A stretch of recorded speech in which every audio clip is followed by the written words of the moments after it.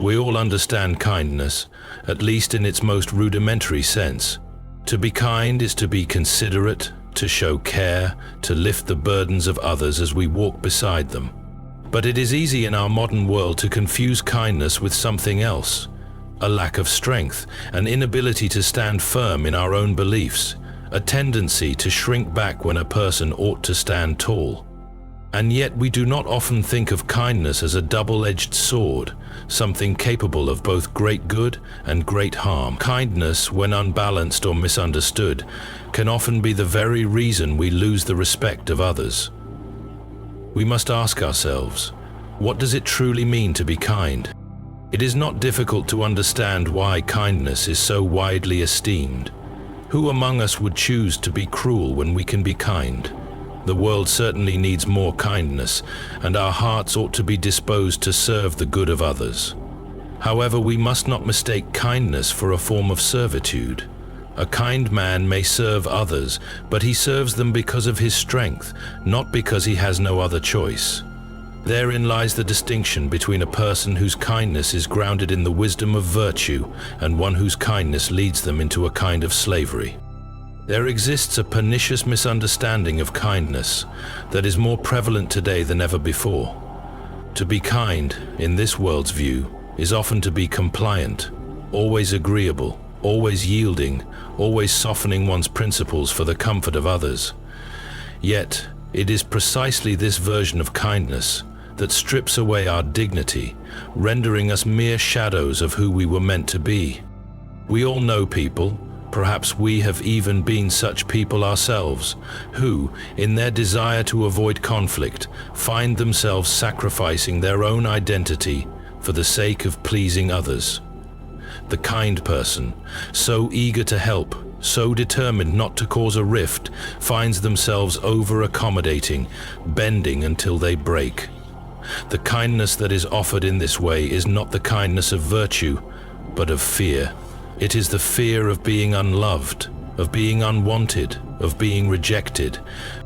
But there is another form of kindness, a more robust and steadfast kindness that is not predicated on fear, nor upon the desire to win approval. True kindness is strong. It knows its own limits. True kindness says, "I am here for you, but I will not be exploited. I can give of myself, but I will not surrender my worth." This is the kindness that deserves respect. This is the kindness that commands the attention of others. If there is one aspect of kindness that is sorely overlooked in the current age, it is the necessity of boundaries. A kind person must understand where they end and where others begin. Without boundaries, kindness is not a virtue, it is a vice. We must ask, when does our kindness stop being a gift and start becoming a burden? Many people confuse kindness with self-sacrifice. There is a world of difference between helping someone because it is the right thing to do and helping someone because you have no sense of your own value. The former is noble, the latter is destructive. When we give without bounds, without understanding the limits of our resources, whether emotional, mental, or physical, we soon become empty. An empty person can no longer be kind, for they have no more of themselves to give. And here lies the irony. It is not the person who offers a gentle rebuke or who knows when to say no who is unloved, but the person who allows others to trample upon their dignity. The kind person who says, "I will help you, but I will not allow myself to be taken advantage of," earns far more respect than the person who, by constantly yielding, reveals their own insecurities. I am reminded of an age-old parable that might serve as a warning against this very danger. A servant who always yielded to the whims of his master may have been seen as exemplary in his kindness, but over time, his excessive accommodation led to a loss of dignity. In time, the master no longer saw the servant as someone worthy of respect. He had become a tool to be used and discarded. This over-accommodation is perhaps the greatest danger to kindness in our time. It is not that we should cease to serve, it is that we should learn to serve rightly, from a position of strength, not weakness. A servant who knows his worth can serve with joy, but a servant who fears losing his position or being unloved serves out of a sense of inadequacy. And so, others begin to take him for granted because they sense that he has no clear sense of his own identity. It is the person with clear boundaries who garners respect, for they offer their help freely, but with understanding that they are not merely instruments in another's hands. Let us pause for a moment and consider the paradox that kindness, in its most selfless form, is often the least appreciated. The world is full of individuals who, despite their best efforts, find that the more they give of themselves, the less they receive in return. The truth is, kindness, if not tempered with wisdom, often becomes a mere transaction, where the giver expects something in return, but the response, in turn, is far from the respect one might expect. Instead, it invites complacency, exploitation, and sometimes even contempt. You see, kindness, in its purest form, does not seek repayment. Yet, for all its virtue, it has a peculiar tendency to attract those who wish to take advantage of it. We have all witnessed situations where one person, no matter how kindly they behave, is treated as expendable by others. They are endlessly relied upon, endlessly called upon, yet never given their due. The reason for this is simple. Kindness, when it comes without discernible strength or principle, becomes something others are willing to consume without thought or remorse. A person who shows no limitations or requirements is perceived as a servant and not as a partner or peer. This brings us to an uncomfortable truth. There are many who, under the guise of kindness, are simply allowing themselves to be used. It is tempting to believe that the person who extends themselves without boundaries is somehow noble. After all, kindness should be unconditional, right? But unconditional kindness without boundaries does not build respect. It builds resentment. When you offer yourself so fully that you lose any sense of who you are or what you stand for, you create an imbalance in your relationships. You may be giving, but you are also slowly eroding your own sense of worth. True kindness demands that we recognize the value of our own soul. To be kind is not to ignore our own needs, our own desires, or our own principles. It is to act with compassion, but also with an awareness that we are not inferior to those we seek to help. A person who cannot assert their own worth is not seen as kind, but as weak. And that is where the danger lies. Kindness, when divorced from self-respect, becomes an act of subservience rather than a noble offering. When others see you as someone who will never say no, they cease to respect you, even though they may take advantage of your time and resources. They may even come to expect more and more from you, with the subtle understanding that there are no boundaries, no limits to your goodwill. As we reflect on the role of respect in kindness, we must acknowledge that respect is not a thing that can be demanded, it must be earned. When you offer kindness, you do not owe others your self-respect.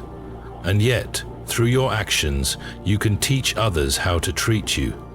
If you constantly give and give without regard to your own needs, you will only reinforce the idea that you have no intrinsic value beyond what you can offer. And this, of course, is a far cry from the kind of respect that is rooted in a deep and lasting understanding of one's character. The more we learn to protect our dignity, the more we are in a position to offer true, selfless kindness. Consider the humble gardener who tends to his plants with care. The gardener does not allow the weeds to overrun the flowers.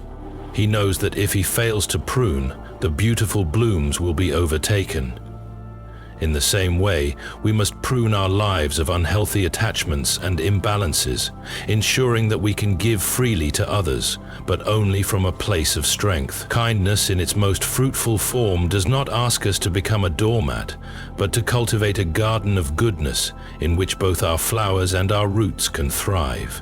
We also must recognize that the act of setting boundaries, of asserting ourselves with integrity, does not mean we are no longer kind.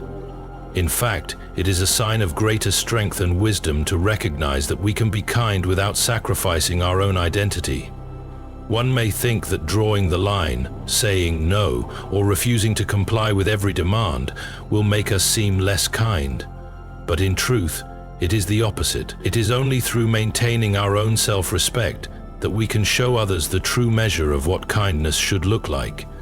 Kindness that does not honor itself is a fragile kindness, and it will never inspire the deep respect that stems from the recognition of one's dignity. Let us also speak plainly of another dynamic that influences the balance between kindness and respect: the human tendency to seek the path of least resistance. Many people, in their interactions, choose the easy way out. They refuse to confront uncomfortable situations. They give without hesitation. They avoid difficult conversations, and they suppress their own discomforts. And yet, this very behavior, far from creating harmony, breeds resentment. It is a form of passive aggression, as though by not asserting ourselves we avoid the true messiness of life. But life is messy, and human relationships are inherently complex. By avoiding the difficult task of saying no, we often foster an environment where our kindness is taken for granted. When we refuse to draw boundaries, we contribute to the erosion of respect, not just from others, but from ourselves. For if we cannot stand firm, we begin to wonder whether we are worthy of standing at all. How then can we truly offer kindness if we do not first have a healthy relationship with ourselves? How can we care for others in meaningful ways if we neglect our own well-being in the process? What then is the solution? We must begin by acknowledging the importance of both kindness and strength in equal measure. We cannot be so afraid of causing offense that we fail to stand firm in our principles, nor can we be so determined to assert our power that we lose sight of the needs of others. True kindness is not about sacrificing oneself at every turn. It is about recognizing the value of the other person, while also recognizing the value of oneself. A kind person knows when to act selflessly and when to act protectively, for both are necessary. It is in this balance that respect is cultivated, not just the respect of others, but the respect we offer ourselves. To be truly kind is not to lose oneself in another, but to offer something greater, a partnership of mutual understanding and dignity. It is the gift of kindness, rooted in strength, that commands the deepest respect, not because it demands admiration, but because it reflects the full measure of our humanity. And so, let us embrace the full potential of kindness, not as a means of self-sacrifice, nor as an empty gesture, but as an act of strength that is both selfless and self-respecting. Let us offer kindness in such a way that others may not only see our love and compassion, but also recognize our dignity, our wisdom, and our resolve. Only in this way can we be truly kind, and only in this way can we earn the respect we deserve. Kindness is undoubtedly one of the most admired virtues in human interactions.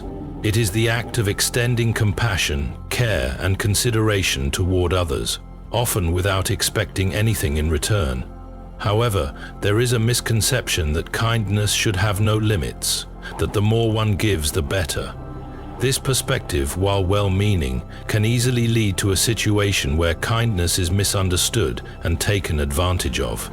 When kindness is extended without boundaries, it becomes a tool for exploitation rather than a noble act. Without clear boundaries, kindness can become a one-sided transaction. A person who continually gives without ever saying no or asserting their own needs risks being seen not as a compassionate individual, but as someone whose time and resources are available to everyone, regardless of their own well-being.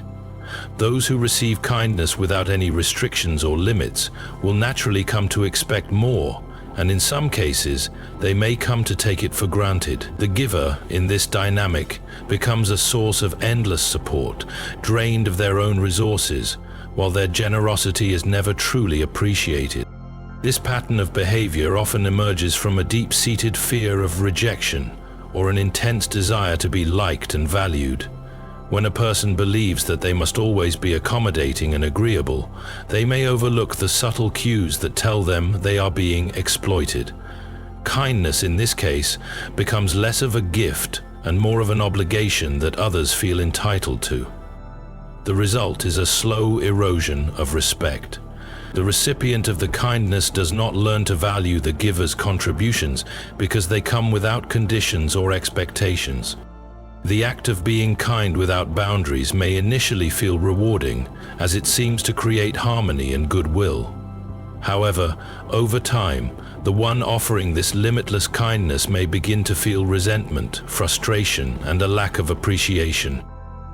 This emotional depletion can cause a person to withdraw, not out of malice, but out of necessity. When kindness is freely given with no recognition of the giver's limits, it creates an unhealthy dynamic where respect is diminished, and the bond between individuals becomes one of dependence, not mutual respect. In the long run, kindness without boundaries harms both the giver and the recipient. The giver loses their sense of self-worth and dignity, while the recipient fails to develop respect for the person providing the kindness. True kindness is rooted in self-respect and wisdom, and only when it is tempered with boundaries does it become a force for good, fostering relationships built on mutual understanding and appreciation. Self-sacrifice is often held up as one of the highest virtues, an act of putting others before oneself, of giving for the sake of others without expecting anything in return. It is seen as noble, a demonstration of pure love and dedication. However, the paradox lies in the fact that, when taken too far, self-sacrifice can lead to unintended consequences, both for the person sacrificing and for those they seek to help. Far from cultivating respect, excessive self-sacrifice can lead to a lack of respect and even resentment. When we sacrifice ourselves constantly, without regard for our own needs or boundaries, we may begin to lose sight of our own worth. In the quest to serve others, we forget that we too are worthy of care and attention. The more we give without limit, the more we can begin to feel like an object rather than a person, something to be used, something to be relied upon, something with no independent value. While self-sacrifice may seem virtuous in the short term, it can erode self-respect and, ironically, diminish the respect we receive from others. This is where the paradox of self-sacrifice comes into play. At first, it may appear that the more we give of ourselves, the more people will appreciate us, admire us, and treat us with gratitude. However, this view overlooks the human tendency to take things for granted. If one person is always giving without asking for anything in return, others may begin to see them as a source of supply rather than as an individual with their own needs and dignity. The constant self-sacrifice becomes expected, and respect turns into complacency. The person who sacrifices too much is no longer seen as a partner or peer, but as someone who has no real value outside of what they can offer. Furthermore, those who are on the receiving end of this endless self-sacrifice may fail to recognize the toll it takes on the giver. They may come to expect more, feeling entitled to it, because the giver has demonstrated an inability or unwillingness to assert their own needs. Over time, this leads to a sense of entitlement, where the person receiving the sacrifice no longer feels gratitude, but only expectation. The giver, in turn, begins to feel resentful, for their efforts are no longer seen as a generous gift, but as a constant obligation.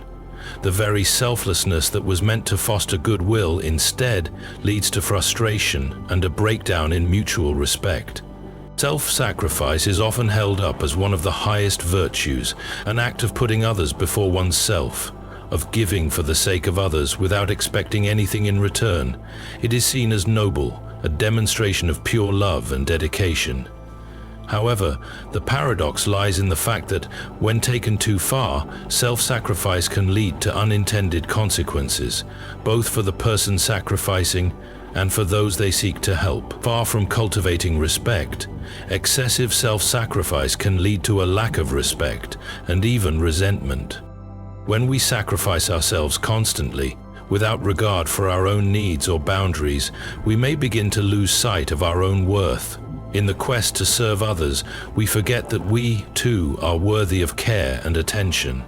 The more we give without limit, the more we can begin to feel like an object rather than a person, something to be used, something to be relied upon, something with no independent value. While self-sacrifice may seem virtuous in the short term, It can erode self-respect and, ironically, diminish the respect we receive from others. This is where the paradox of self-sacrifice comes into play. At first, it may appear that the more we give of ourselves, the more people will appreciate us, admire us, and treat us with gratitude.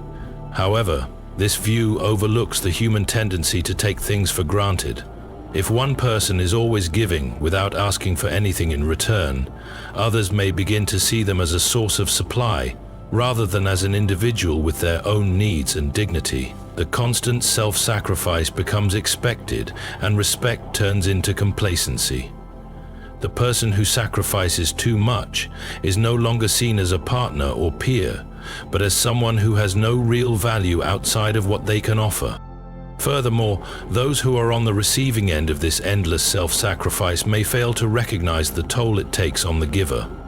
They may come to expect more, feeling entitled to it, because the giver has demonstrated an inability or unwillingness to assert their own needs. Over time, this leads to a sense of entitlement, where the person receiving the sacrifice no longer feels gratitude, but only expectation. The giver, in turn, begins to feel resentful, for their efforts are no longer seen as a generous gift, but as a constant obligation. The very selflessness that was meant to foster goodwill, instead, leads to frustration and a breakdown in mutual respect. Self-sacrifice, when taken to an extreme, does not promote the respect it initially seeks to inspire. Instead, it creates an unhealthy dynamic where the giver loses their own sense of worth and others fail to recognize the true value of what is being offered. True respect is rooted in mutual understanding, where both parties value each other equally and recognize that sacrifice must be a conscious choice, not an unrelenting duty. Respect is a fundamental component of human relationships, and it is something that everyone desires. However, it is essential to understand that respect cannot simply be demanded or expected. It must be earned through our actions, behavior, and the way we interact with others. In a world that often seeks immediate gratification and recognition, we may find ourselves tempted to believe that we deserve respect merely by virtue of our position, age, or title. But the truth is, respect is not a commodity that can be extracted or forced. It is a quality that grows organically from the way we conduct ourselves. When we attempt to demand respect, we create an environment where genuine admiration and acknowledgement are stifled. Rather than receiving respect from others because of our integrity, strength, and wisdom, we may only receive outward compliance or fear-driven deference. This kind of response is not genuine respect. It is merely an outward gesture that reflects a desire to avoid conflict or to please someone who appears to hold power. Real respect, however, comes from a deeper understanding that is built on trust, consistency, and the recognition of another person's worth. Earning respect is a gradual process.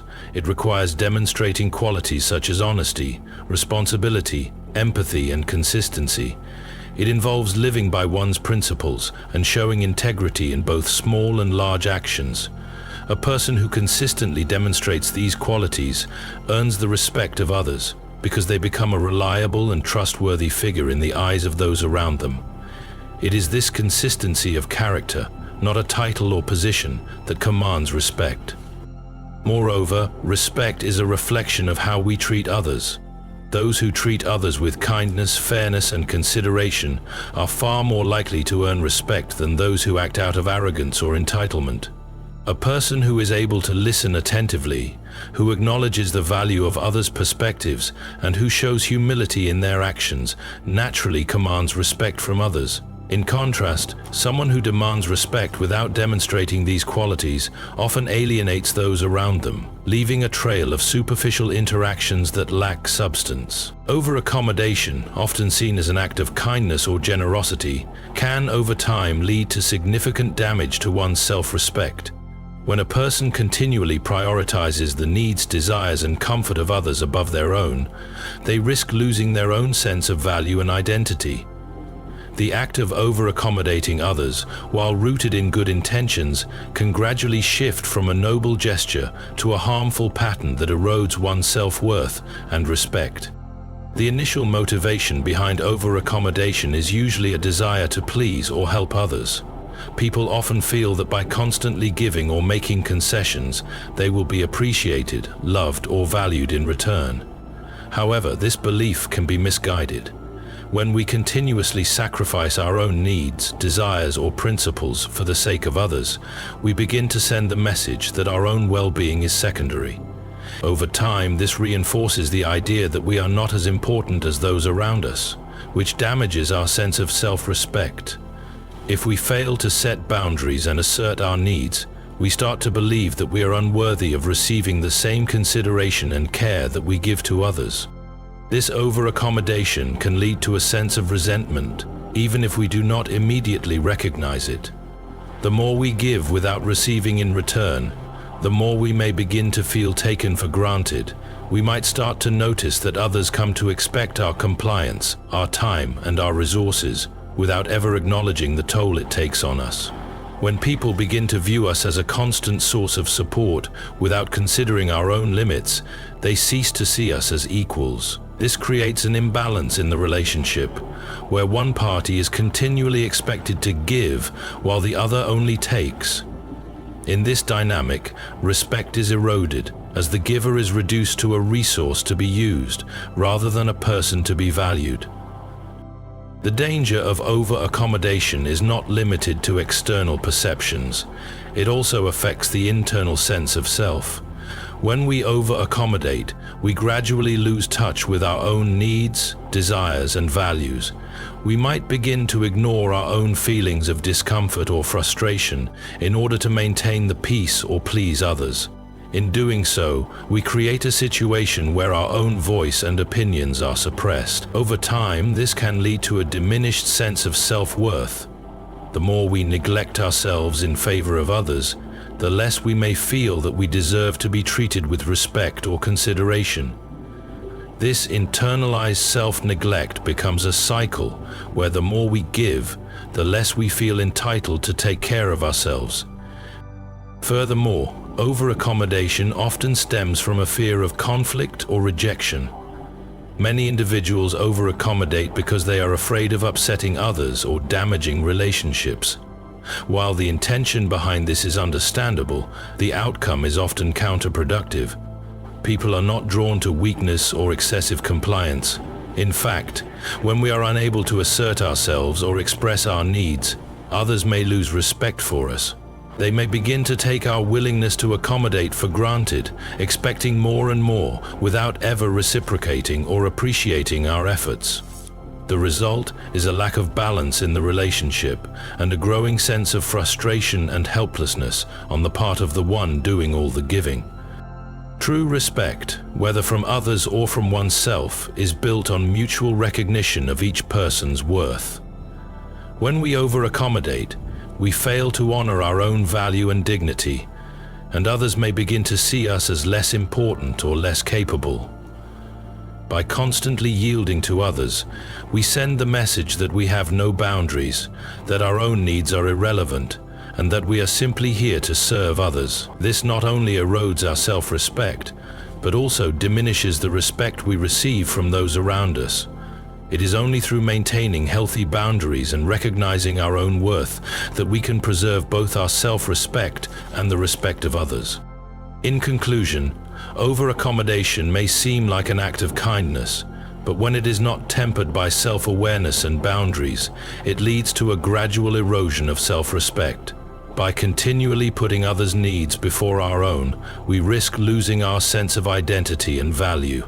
Respect, both from others and from ourselves, is earned through mutual understanding and recognition of one another's dignity. It is essential to recognize that we must first honor our own needs and boundaries before we can truly offer respect to others. By finding a balance between self-care and kindness, we can maintain our self-respect while still fostering meaningful, respectful relationships. Setting boundaries is a crucial practice that enables us to maintain healthy kindness in our relationships, both with others and with ourselves.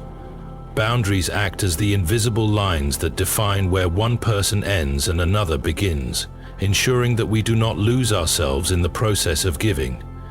They are essential not only for preserving our mental and emotional well-being, but also for ensuring that the kindness we offer is sustainable, meaningful, and mutually respectful. True kindness is often viewed as a gentle and selfless act, but it is in fact deeply rooted in strength and self-respect. The common misconception is that kindness is simply about giving without consideration for oneself, constantly putting others before our own needs. However, this perspective fails to recognize the strength and clarity that true kindness requires. Kindness that stems from self-respect is not weak or passive. It is powerful, intentional, and rooted in a deep understanding of our own worth. To be truly kind, we must first acknowledge and honor our own needs, values, and boundaries. This self-awareness is the foundation of genuine kindness. It takes strength to recognize that we are worthy of care, respect, and attention, just like everyone else. When we have a strong sense of self-respect, we understand that our kindness cannot come at the expense of our own well-being.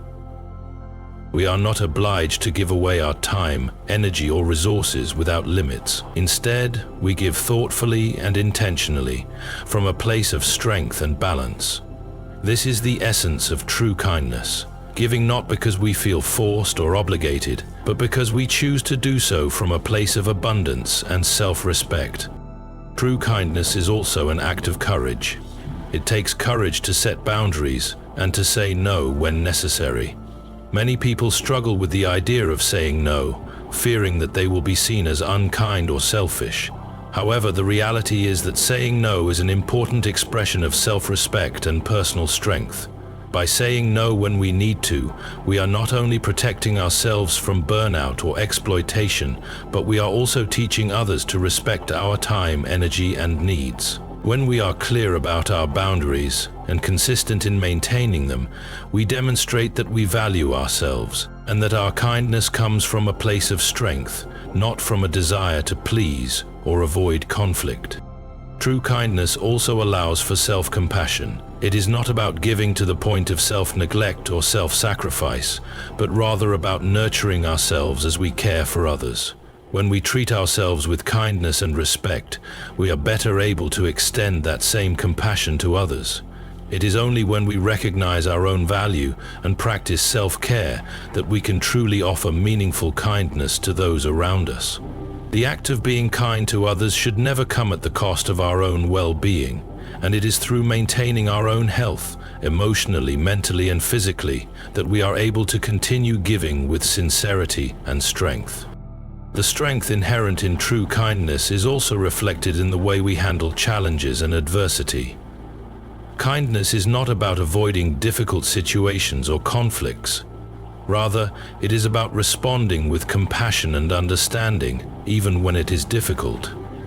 It takes strength to remain kind when others may not be kind in return, or when we face situations that test our patience and resilience. True kindness requires the ability to respond thoughtfully rather than react impulsively. It requires the strength to pause, to consider the other person's perspective, and to respond in a way that is grounded in compassion and respect. Furthermore, true kindness is not conditional. It is not about offering kindness only when it is convenient or when we expect something in return. Kindness that is rooted in self-respect is unconditional and consistent. It does not depend on the actions or behavior of others. This unconditional kindness comes from a place of strength because it is not based on external validation or outcomes. It is an expression of our values and principles, regardless of how others respond.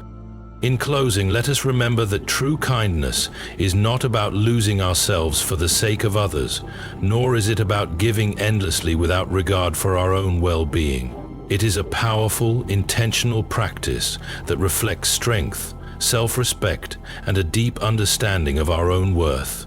By setting boundaries, respecting ourselves, and acting with integrity, we can offer kindness that is sustainable, meaningful, and mutually respectful. True kindness builds relationships based on trust, empathy, and reciprocity, where both parties honor each other's needs and dignity. As we move forward, may we all strive to embody this kind of kindness, one that nurtures both our hearts and the hearts of those around us. Remember, kindness that reflects strength is the most lasting and impactful kind. If you've found value in this speech and the ideas shared, I encourage you to subscribe for more insightful content. Stay connected, continue to grow, and join a community that seeks to build understanding, compassion, and respect. Thank you for your time, and may your journey be one of both kindness and self-respect. Please subscribe and stay tuned for more inspiring messages.